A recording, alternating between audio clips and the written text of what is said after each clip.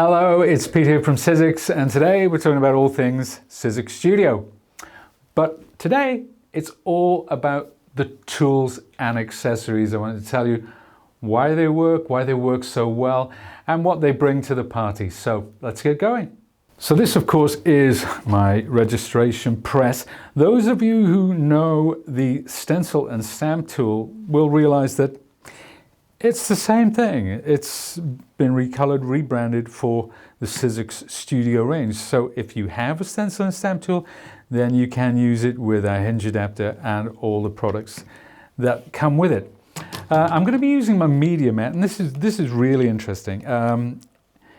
It's my constant companion, whether I'm using inks of any description, like distress inks or so on and so forth, or whether I'm using acrylics, and indeed any kind of medium. You'll notice that we have these wells if you want to be mixing liquid paint. There's a channel to hold your brush here. You know, these perfectly sized for those mini distress inks, happily. But this is your working area right here. So this is for blending of paints, for inking, whatever you want. And of course, it's all tied up with this little rubber band, which I found really handy. And I know it's a hack, but if I put that around my hand, I can apply glue to this and take my die cuts and put it in. But you know, each to their own. But I find it really, really useful for that. So keep this to hand. Now, let's talk about some of the tools we use with Sizzix Studio to get the best results. The first one is our blending tool. Now, this one, it's part of our range, which obviously it's a multi-purpose tool. So it has this end which can be detached. You can add, because there are two of these blending heads in the tool. So if you want to work in one color and then flip it over and work in another, because if you're working with wet paint, you don't want to be changing the tools all the time. That is a very handy function. So I'll just pop that off and place that back on the end. So this is my end cap. Now you'll notice we have this felt which is attached with hook and eye. So that just goes on and off like that, so that you can clean it. You can pop it into water when you've used it. So when you're using water soluble, things like acrylics or distress inks, absolutely perfect. It's a bit deeper than our older ones, so it does hold more paint. It holds more pigment. But you know, for applying, well, we'll look at this in action. So I won't say too much about it, but it does come with 6 of the foam heads in total and 2 blending heads. Now, another part of our tool arsenal or family, whatever you want to call it, are 2 palette knives, our wonderful brayer, and again, they all attach to this handle. So you can put both palette knives, one on each end if you want. Again, the end cap comes off, simply twists into place, and it's ready to go. It's a wonderful size, it's very ergonomic and easy to use. So that's number 2. And then finally, this is something that in a different guise has been in the range for some time. This is our texture tool. And look at that little dimple. That makes a big difference.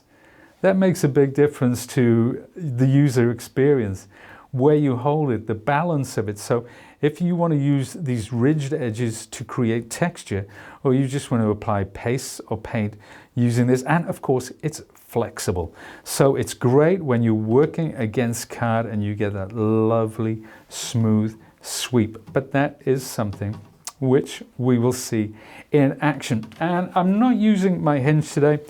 We're going directly onto our registration press. So I'm just going to be using an A4 sheet of card, and I'll mount that there. Now obviously underneath is a sticky grid sheet. It holds your project in place.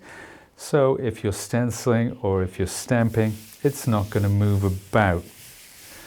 So I'll pop that there. Let's see how we can apply paints. How we can get, because I'm going to start off by creating a background. So let's pop these tools just to one side for a second. And I'm going to bring in some of my Amsterdam acrylics from the wonderful people at Royal Talons. Of course, This is a collaboration, Sizzix Studio, between Sizzix and Royal Talens, two really big global companies that have been in the market for such a long. In fact, Royal Talens have been around since the 19th century, so they know a thing or two about paints and other mediums. I'm gonna blend. I'm gonna take a little bit of each color. So there's some red, some blue, and this is yellow, cyan, and magenta. So from these three, you can literally create any color. And of course, using the black and white, you can come up with tints and shades of those colors as well. So it's a great, great place to start. And let's apply some white. Now, the tools. Firstly, let's look at the palette knives, because there are two different sizes. This one I like to use for mixing and blending. This one I like to use for applying the color. It's a much larger blade, but you could use either. But this one I prefer. It keeps it focused. And of course, the brayer, I shall use that in part to apply the paint. So let's take the brayer head and start with this palette now. I want to create, I think I'm going to start with a nice orange. So there's my yellow. Don't need much red, just a touch. And there we are. Oh, look at that. Just, you know what? I say this time and again, but just this part of it. I could just spend the rest of the day just blending paint. It's so much fun, so therapeutic. And the way that it lifts with that is incredible. Now, I'm going to take, I could leave the head on and apply my brayer, but I'm going to take it up for now. So this is my brayer. Now, if I want to apply thin coats of paint, which is what I'm going to be doing, I pull and I lift so I get great coverage. So I'm just going to apply this now to the cardstock. And again, I don't really know exactly where I'm going with this. It's a process that changes every time, how much you apply, where you apply it. And I'm going to bring in, I'm going to take my brayer off. Now you see I'm holding that. That's dry. All the pigment's gone from there. Let's take that yellow. And this time, you see how that's blended? I'm just going to put my brayer head on. I'm just going to go straight through it like that. There you go. So that, boom. See how that, and especially when you go back over the orange, it's actually blending on the card. That is really, really nice. So I've got that yellow in place. I'm going to get all of the pigment off my mat, not wasting any paint whatsoever. And you know, if you do find you have paint left over, then you can pick it up and start on a separate piece of card. Complete. I have bits of card all over where I apply any leftover paint, and it starts my next one. So let's take a touch of that red, shall we? Right there. You see, I'm coming in. So you see, when I say red, it is actually magenta. You can see that there. That's a lovely color, isn't it? So I'm going to come down. This side and block that. And you see, because they're semi-opaque, you can see when you go over that orange, it deepens the orange. The two colors blending together. Really, really cool. Now, let's take this other head. Let's take this one here, because what I want to do now is take a little more of that red. Okay, and I'm going to pick up what I actually had on there. With cardstock as well, you can apply the cardstock directly onto that if you want to keep that texture. So I want to get some, now I'm taking this from the top. Wow, look at that, that's never going to be the same next time. It's always going to be different, and it's always going to wow you. That, I just love that effect, just by dragging it, just by lifting. You know, so we're creating textures. Now, over the top of this, of course, We can bring in stencils, we can bring in stamps. That's just my background. And that's just using these wonderful tools. Look, there's a little bit of paint left on there. I'm not going to let that go to waste. I'm actually going to bring that in just a touch there. There you go. So, pop those to one side. And you can pop them straight into water. You can clean them off however you want to do that. But let's look at stencils. Let's look at stencils. Let's look at applying a stencil. And today I'm using this wonderful set designed by the very talented Kath Kerr. Actually, to see when we look at Kath and Vic and what they do, this is called the Visitor. When I see what they do, it's actually quite humbling to see the creative process in action. It really is. So I'm going to use this stencil. Notice how there are holes all the way around. So if I'm going to do it like that, I can. Like that, like that. It doesn't really matter. If I want to take this cardstock, peel it off, and place it at an angle, I can do that as well. So what we've got with Sizzix Studio, it gives you the versatility and the flexibility to create whatever you want. So I'm going to pop this onto, this is what we call a stencil adapter. And this is what allows us perfect registration. So I'm going to come in from the edge like that. Now, that's in place. I could take that away. I could come back the next day. It's going to be in exactly the same place. Let's move over to this lovely red color and add some white, because I'm going to be coming in with pink, but I'm going to be fading out this pink. And this is where this wonderful tool set comes in. This is the blending head. Now, you might have thought of blending with inks before, but what about acrylics? How does that work with our stencils? Well, I'm going to show you a couple of techniques. Let's just move in like that. You see how I'm applying this? Because I've added the white, that makes it far more opaque, okay? But then, as I fade it out, like this, now I'm doing a different motion. I'm not applying from the top down. So now you can see it's more transparent as we move down. In fact, to prove what I'm saying, see that? See how thick and punchy that is, and how it fades, how it blends towards that edge. Then I simply put this in place exactly where we started, and I'm ready to go. So we're fading out thus. Now let's do the same from this end. Now, if I wanted to take some yellow and maybe create a peach with this lovely pink, I could do that as well. There's nothing to stop me. And that's the thing with Sizzix Studio. There is nothing to stop you. It's a creative process, and it's kind of, you don't even plan it all the time. You just start off, you get your base color, and you can decide where to go from there. And it's never wrong. It's never wrong. That's the good thing. It always looks great. If you don't like it, start again. Paint over it. Put black or white. Doesn't really matter. But there we are. Let's take that away. Let's take that away for now. Wow, that's really cool. I'm gonna carry on with these actually. I'm gonna carry on. I'm gonna put it at a different angle this time and get some overlap. Let's bring in some more white. So the thing about these paints is, start off sparingly. You know, if you need to add more, you can always add more. The last thing you want to be doing is wasting these lovely acrylics. So I'm going to get really light now.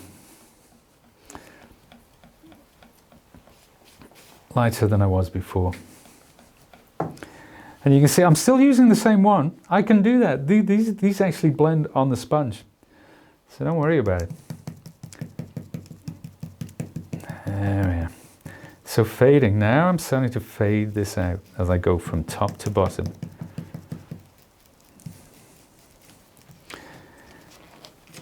There you go. Ah, look at that. See that difference? Just adding that white made a huge, huge difference to that. So I'm going to put this to one side for a second.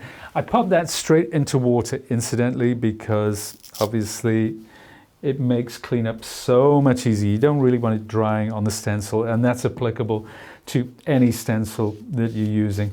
So I'm going to pick up most of that. Now I can continue working over the top of this with a different color. Doesn't really matter. Right, let's get, I want to get some teal this time. So I'm going to need to take a little more yellow, right? But not a lot. If I want a lovely teal color, I want a blue, and just a touch, a hint, a suggestion of yellow. And there you go. You can see that blending. So I'm not making a green. This is very much a teal. And then, now that's a little too intense for what I have in mind. So I'm looking at this, I'm looking at that. I'm saying, I want to knock that back slightly. So I'm going to take some white. I'm going to blend that in. I don't want a whole lot of white. There. I'm just losing some of that intensity, some of that depth. That's making a lovely teal color. And if I want to change this in the blending, I can add a little yellow to that to bring it towards green, because this time I'm going to be using these gorgeous leaves. Where shall I put them? Right, there we are. We register it on the tool, and I could pick up this and go straight through that using the palette knife. I'm not going to do that just now. Again, I'm going back to my blending tool. I'm picking up some color. And I'm working over the top like this.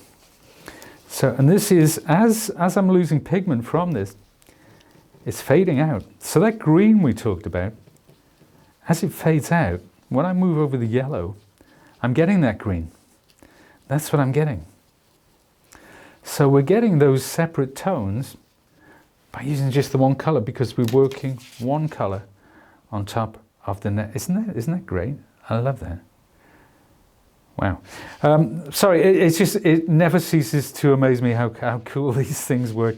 I'm going to come in again, this time lower down. This time we are going to apply more of that yellow. Okay, so let's blend that again. There you go. So now we're very much getting into green territory. I don't need so much pigment. I just want almost a suggestion of that color over the top. And again, fading towards the base. There you go. Really cool. So we're working with a green over a teal. You can just go on and on and on and on. I'm going to take that. I'm going to pop it in here. And this time, now, another product that Royal Talens does is a texture paste. So you can mix that with the white, with any of the colors, and create a more dimensional pigment, which you can put through your stencils. But today I'm just going to be taking some white. So let's move this now. With this, what are we going to do with this? I can apply that here, there, and everywhere. I'm not going to do that right now. But again, I would normally take this paint and I would add it to another piece of paper. So the one tool I haven't seen, and I'm thinking about this yellow now. I want to knock back the teal slightly. So I'm going to take some yellow, put it on my medium mat, and I'm going to be using this. I'm going to be using my texture tool, because I want to pick that up and I'm going to bring it from the top down. See how that's kind of brightening that up? Look at this lovely yellow coming through at the side.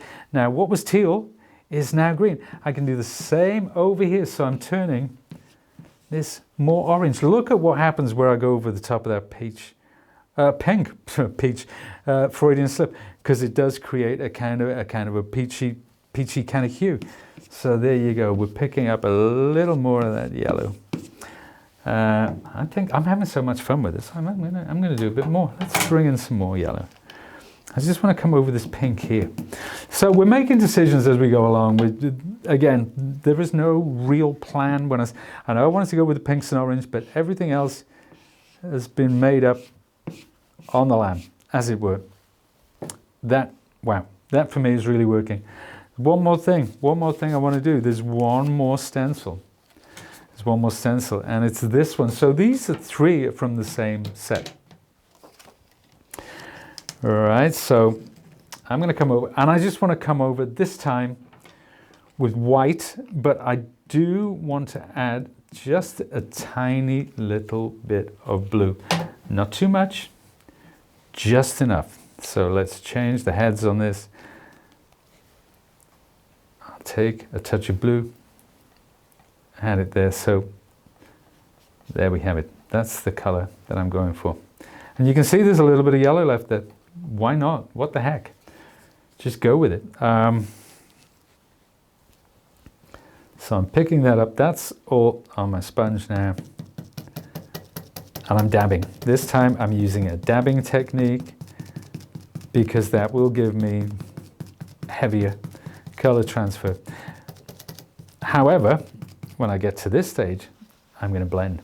I'm going to blend out. So what we'll find is that this fades as I go from right to left.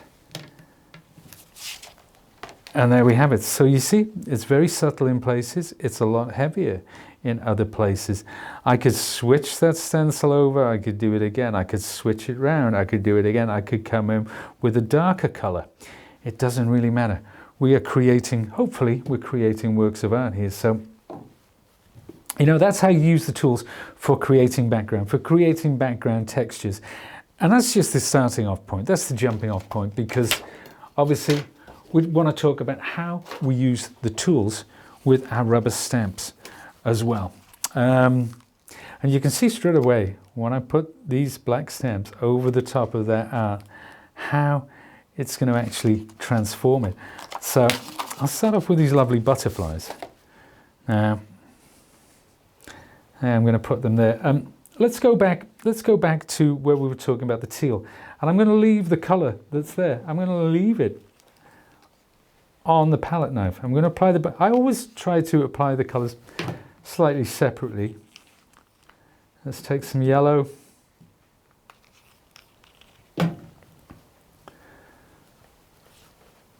There, that's the blue. That's the cyan color. There's a little bit of white blending in with that. And then, yeah, it's just a touch. It's just a suggestion of yellow. Now, next up, black. Beware, folks, use it sparingly because it is very, very intense and too much of that. Now, see how much I've got here. I'm going to add it to that. Look at what happens to this color. So I'm creating a shade of that teal now. And that's deepened it quite a bit already. Okay, now I can take a little more black and add some more and do it a little at a time. You don't want to do all this all at once. Okay, let's gather together all of that pigment. So I'll take this off. This is the one that we used earlier. I'm going to drop it in the water. And I'm going to apply this direct. Okay, I'm going to take it straight off my palette now. Now this is what we're going to use for our stamping, believe it or not. So we're used to doing stamping with inks, but now we're doing it with acrylics. And acrylics give us far more depth. Now, if I had 2 shades, I could blend them together on the stamp, which is really useful. So let's see how this teal comes out over the top of that. So pressing down into the stamp. Wow, look, you're getting those colors coming through underneath. That is, and you know what? That's a really clean stamped image. Now you can apply this acrylic really super heavy as well. And And if you're going for more of an effect, if you want to make it quite painterly, quite arty and blobby, you can absolutely do that. Now, I've come in there. I'm going to add some yellow, direct this time. I'm going to pick up some of that blue because I want to come in with a green color. Look at that. We just mixed it, and it's still mixing, right? Now, I could apply that to my butterflies, bring it back down. So you're actually blending. You're actually blending on the canvas as you're going along. And let's take that. So this time I'm just going to be exclusively using that green, and we'll come up here. See, everything's moving about now. I'm getting excited. That's what it is. So boom, that's it. We're coming in with that green. Oh my goodness. So see how we blended those colors actually on the stamp as we went along. Again, with the stamp, I'm going to take this, I'm going to put it straight into water so that the acrylic doesn't dry on there. It's not the end of the world if you forget to do it. It just makes cleanup so much quicker and easier in the long run. I mean, you could go on with other stamps as well. You can keep adding to this. You can take a very light one like a white, and you can print your, say, your sentiment or your words onto there over the top as well. But I just want to show you some examples of backgrounds that I've created and some other things that I've done using this set and others as well. I'm going to show you some art journaling as well. So this was one that I did with that set. Again, you can see I've only used 2 of the stencils on this one, and I've used a couple of different stamps. You can see where I've repeated the text there. Here are a few more kind of backgrounds as well. And this is an example of where I had some of that left over, so I added it to this. So these keep, I put them to one side, they keep building up. That one's lovely. I'm desperate to use this one, but I haven't got a plan for it yet. You can go monochromatic. That's just black and white. Here, again, you can see we've watered down the paint and we've dragged it through like so. All sorts of possibilities. And that's another thing you can do, talking about, you know, we can take this. So there's a little pigment left on the mat there. I'm going to take my palette knife and I'm going to spritz that with water. So normally we would go to clean up at this point, you know, but I'm picking up some of that pigment, and this works with acrylics as well as it does with inks, and I can make a splatter on there. I can add some more texture. You know, just let that dry off before you come in with something, and then maybe a little bit over the yellow there to show some of that lovely contrast. Do it with white as well, you know. I've got a little bit of white pigment here. Let's pick that up. So none of this is planned. We're just having fun. Let's pick up some of that white. Boom. There you go. And while I've got the white on the palette knife, let's just drag that from top to bottom as well. So you're always adding, it's always sort of evolving. It's always developing. Remember how we started and how this has come on through the various layers, from just applying the paints, using the palette knife and using the brayer. Then we do the stencils using the blending tool. Then we come in with the stamps, again applying the paint to the stamps with the blending tool.